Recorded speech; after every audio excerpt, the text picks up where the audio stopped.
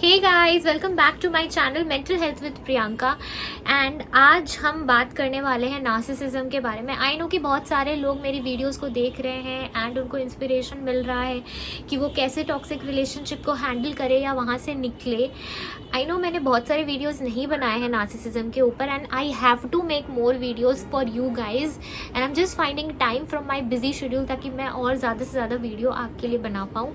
तो आज का जो सबसे मेन टॉपिक है अगेन नार्सिसिज्म ही है, बट आज मैं कुछ सिम्टम्स बताने वाली हूँ। जब आप अब्यूज पैटर्न में रहते हो तो आपके अंदर कैसे कैसे सिम्टम्स दिखते हैं उसके बारे में हम बात करने वाले। फर्स्ट ट्रेट हम देख सकते हैं अपने अंदर is walking on the egg shells. ऐसा लगता है कि जैसे हम एकदम कोई एज पे वॉक कर रहे हैं। हर वक्त हमें डर रहता है उस इंसान से कि ये इंसान अब क्या बोल देगा। हो सकता है कि हमें सेल्फ ब्लेम और सेल्फ डाउट रहता है, but at the same time हमें ऐसा फील होता है कि ये इंसान पता नहीं अब हमें ऐसा क्या बोल दे जिसके वजह से हम अपने पे डाउट करने लगे। ऑलराइट, इस इंसान के साथ इर्द गिर्द रहना आपको डर लगने लगता है और रिलेशनशिप हमेशा ऐसा दिखता है कि काश ये इंसान थोड़ा मुझसे दूर हो जाता एंड थोड़ा मैं शांत हो पाती। That's one symptom which is walking on the eggshells. Next is forgetfulness, very very common symptom of narcissistic abuse. तो हमें ऐसा लगता है कि हम चीज़ों को भूल रहे हैं क्योंकि ये मैनिपुलेशन इतना गहरा होता है। सामने वाला इंसान जो नार्सिसिस्ट है ये प्रूव करने को रहता है कि आप जो सोच रहे हो वो गलत है, आपकी पूरी स्टोरी ही गलत है। तो जब कोई ऐसे बोलता है ना, आप कोई चीज़ लेके जाते हो सामने वाले के पास और उसका आंसर मांगते हो तो वो उल्टा आपको उस पर ब्लेम करके बोलता है कि ऐसा तो हुआ ही नहीं था, राइट, ऐसा हुआ था, ऐसा नहीं ऐसा हुआ था। And all of that creates and makes you feel कि आप चीज़ों को भूल रहे हो या आप में कोई कमी है, आपको कोई बीमारी हो गई है। तीसरी चीज़ जो होती है वेरी वेरी कॉमन, वो है too much of physical stress. ऐसा लगता है कि आपने बहुत स्ट्रेनियस कुछ कर लिया है, बहुत स्ट्रेसफुल टास्क कर लिया, बट एक्चुअली में जब आप अपने लाइफ पे रिफ्लेक्ट करते हो तो देखते हो कि इतना कुछ नहीं है जो मैंने किया है फिजिकली, या इतना कुछ स्ट्रेस नहीं है। यही सबसे बड़ा स्ट्रेस है कि मुझे हर रोज़ अपने आप को जस्टिफाई करना पड़ रहा है, प्रूव करना पड़ रहा है क्योंकि सामने वाला मेरी बातों को नहीं समझ रहा है और समझना चाह भी नहीं रहा है। Okay, that's another point. और क्या हो सकता है, और ये पॉइंट है कि फिजिकली वो आपसे बहुत दूर होने लगते हैं।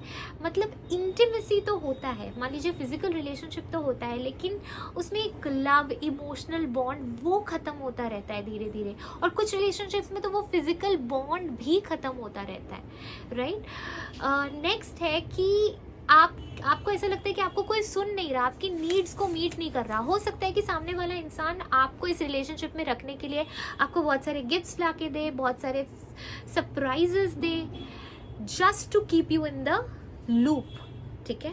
एंड फिर वो वही पैटर्न रिपीट करता है और फिर जस्टिफिकेशन देता है अपने उस पैटर्न को रिपीट करने में। वो हो सकता है वो चीटिंग हो सकता है। ऑलवेज रिमेंबर कि चीटिंग एक बहुत बड़ा सिग्नल होता है नार्सिसिस्टिक अब्यूज़ का।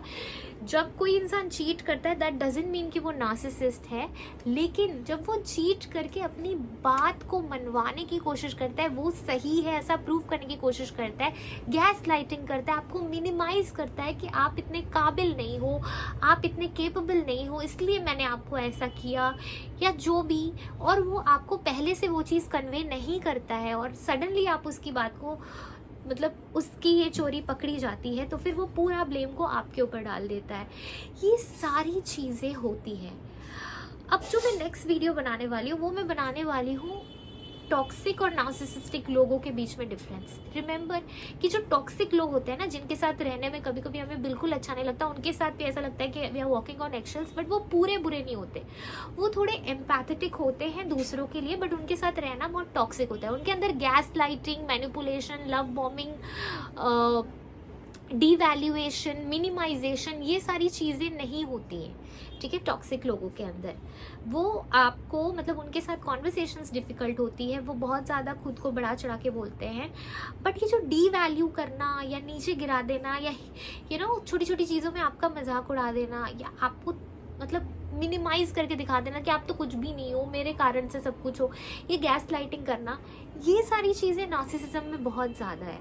तो नार्सिसिस्ट के जितने भी लोग होते हैं वो टॉक्सिक होते हैं, बट हर टॉक्सिक नार्सिसिस्ट नहीं होता, राइट? तो उसके बारे में हम एक और वीडियो बनाएंगे। इसके अलावा और आप क्या जानना चाहते हैं मेरे से, वो आप कमेंट में लिखिए, ताकि मैं आपको आपके लाइकिंग के ऊपर कंटेंट पेश करके दूं और मैं आपको समझा पाऊँ और अच्छे से नार्सिसिज्म के बारे में। अगले वीडियो के लिए वेट कीजिए और मैं आपको टाइप्स ऑफ नार्सिसिज्म के बारे में बताऊंगी और इन डिटेल में।